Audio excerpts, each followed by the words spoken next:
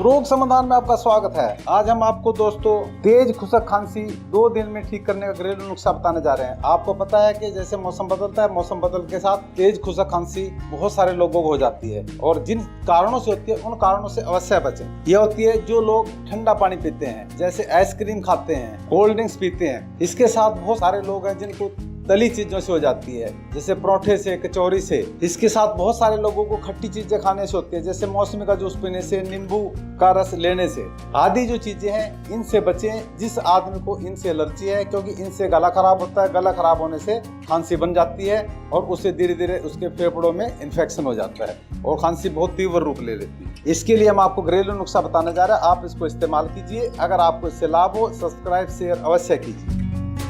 5 तुलसी के पत्ते, 5 काली मिर्च, 5 नग काला मुनक्का, 6 ग्राम चोकर, गेहूं के आटे का छना, 6 ग्राम मुलट्ठी, 3 ग्राम बनफसा के फूल लेकर 200 ग्राम पानी में उबालें। 100 ग्राम रहने पर ठंडा कर छान लें, फिर गर्म करें और पतासे डालकर सोते समय गरम गरम पी जाएं। पीने के बाद ओढ़ कर सो जाएं तथा हवा से बचें। आवश्यकता अनुसार 3 से 4 दिन लें। कैसी भी खुशक खांसी हो ठीक हो जाएगी।